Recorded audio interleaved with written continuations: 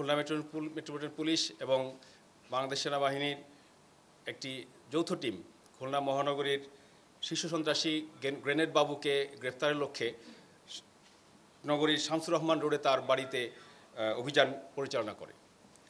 অভিযান শুরু হয় রাত ১টায় এবং এটি শেষ হয় সকাল ৭টা পর্যন্ত। এবং এই অভিযানে গ্রেনেড বাবুর ভাই সন্ত্রাসী রাব্বি চৌধুরীকে গ্রেপ্তার করা হয়।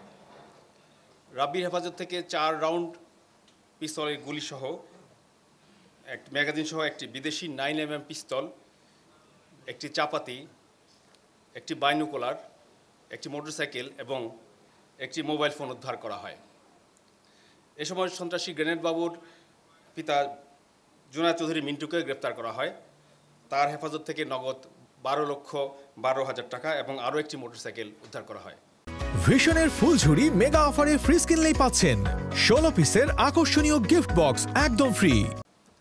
অভিযানের এই পর্যায়ে নৌবাহিনীর একটি আভিযানিক দল এই যৌথ বাহিনীর পুলিশ এবং সেনাবাহিনীর যৌথ বাহিনীর টিমের সাথে সম্পৃক্ত হন।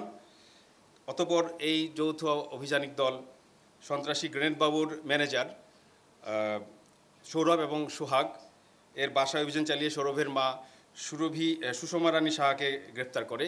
তাদের নিকট থেকে মাদক বিক্রির নগদ 26,04,553 টাকা, ভারতীয় মুদ্রা 4,240 রুপি এবং 6টি মোবাইল সেট উদ্ধার করা হয়।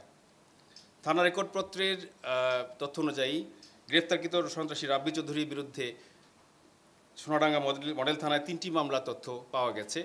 আমরা যাচাই বাছাই করছি, আরও কোনো মামলা তথ্য পেলে আমরা যথাসময়ে আপনাদের অবহিত করা হবে।